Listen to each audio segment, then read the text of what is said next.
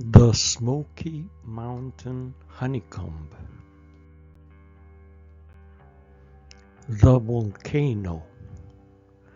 Once upon a time, there was a smoky mountain, a volcano that was alive and felt all those who sought to climb it to stop, and allowed some to reach it, but not all. And not every day or in all seasons of the year he allowed them to arrive. It seemed to the volcano that with each mountaineer it admitted to its summit, its own sacredness diminished a little.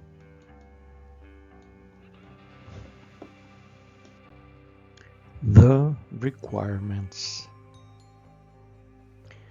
As the volcano knew what love is because he was deeply in love with his complement, a beautiful female volcano, he did not let pass those who were not prepared to give their love to others. In this, he was very strict because love was, and he had felt it, the most powerful energy in the universe, and admitting to its peak beings devoid of love dissipated his own energy, since their spiritual voids diminished his power and wisdom.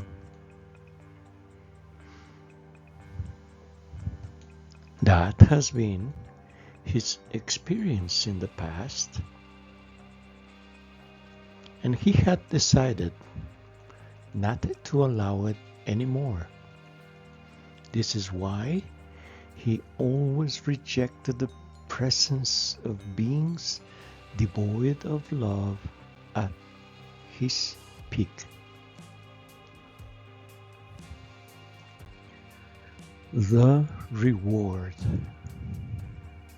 And truly those lucky ones who managed to climb to its highest point, to its peak, experienced a comforting peace because with their effort they were getting closer to the divine peace that dwells at its summit, to the peace that Jesus promised to those who follow him.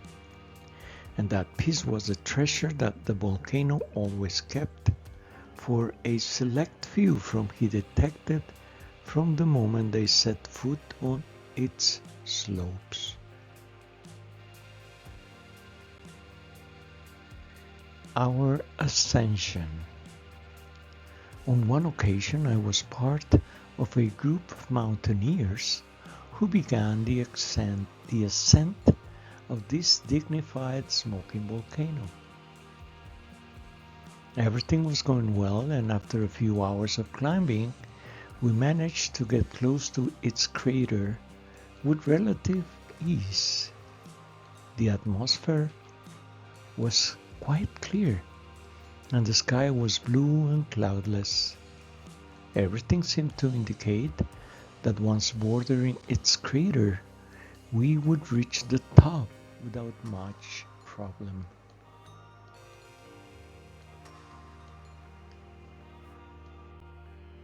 The darkness.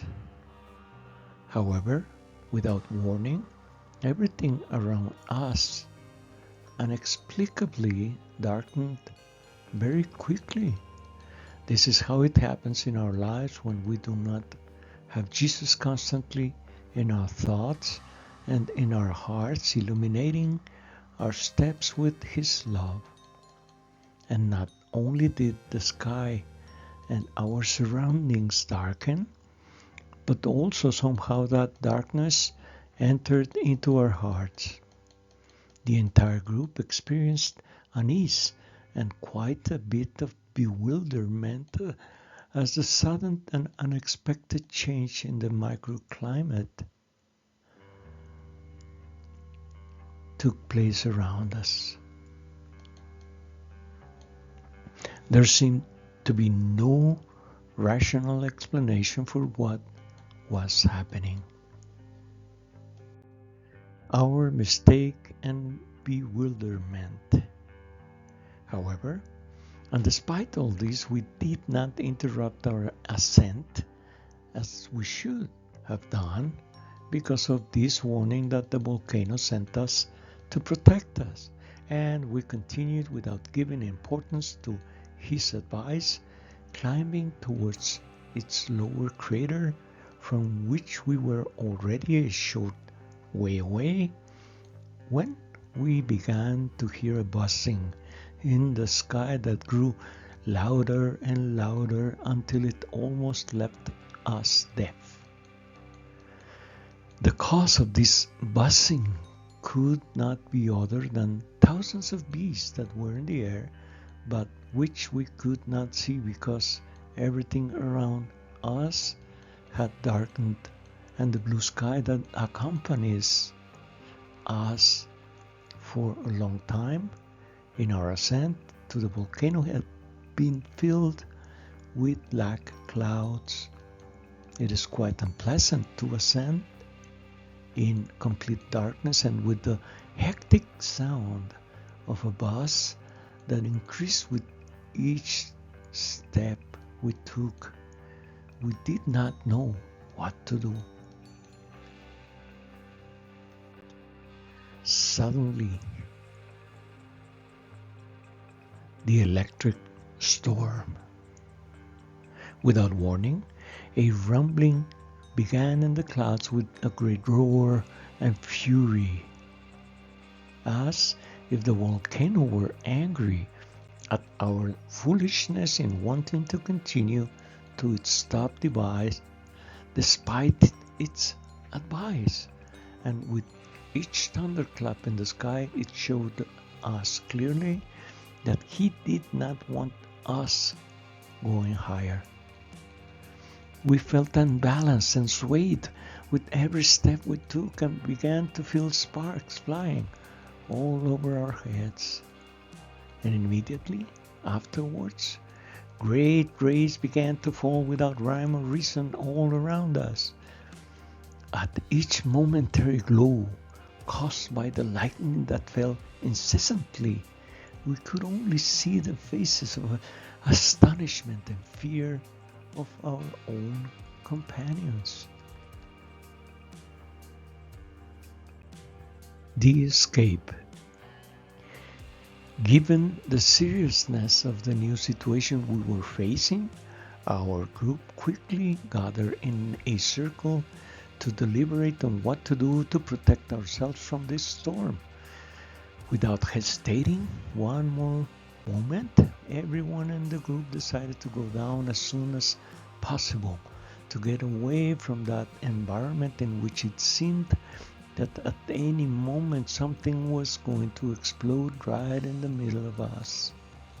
Once we began the descent, and as we went down as fast as we could, it seemed to us that the buzzing of the bees was decreasing in intensity as well as the thunder that came from the clouds, and even little by little the prevailing darkness began to disappear, and the clarity became more evident on the mountain. The storm ceases. At least now we could see each other as we descended. It was a clear message from the volcano that it would allow us to return unharmed, despite the fact that we had already descended a good stretch down its slope, and we were already somewhat far from the mouth of its crater. We could still see lightning illuminating the thick clouds that gathered there, and we could still hear the rumble of incessant thunder.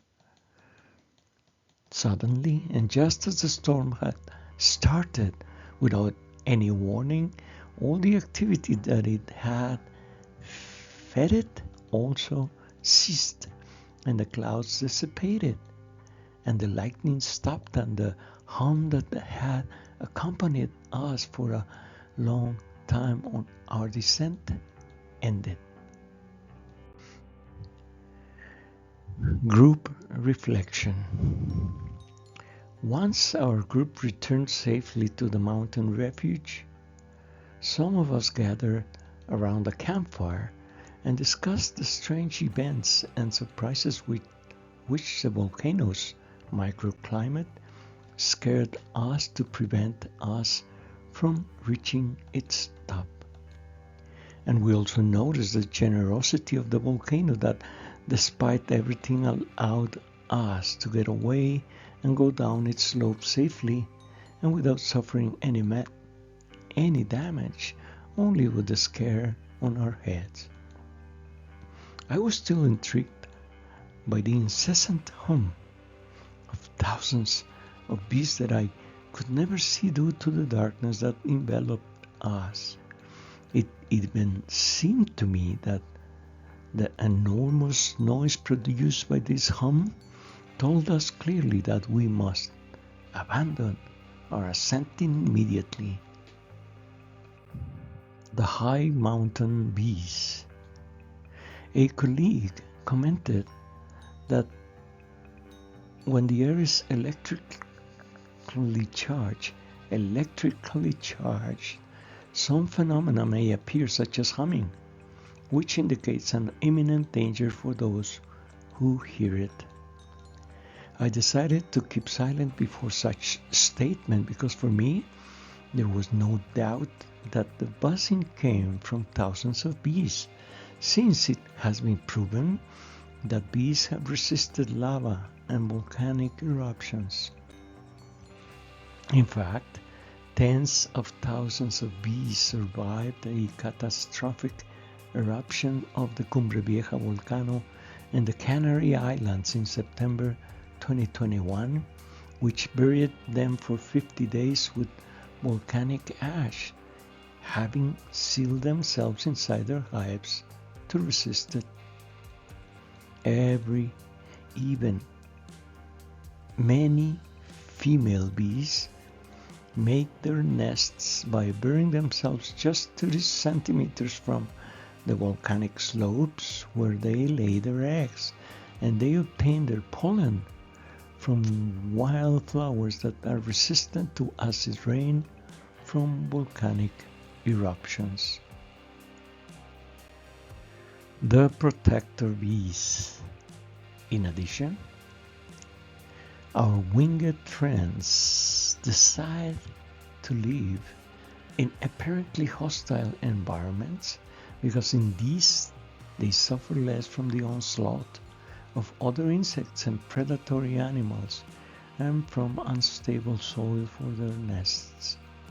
I'm sure that knowing the danger we were in due to our foolishness, the bees decided to act to protect us, since bees are synonymous with wisdom and instinctively know when to stop to preserve themselves, and they always work as a team. Final reflection.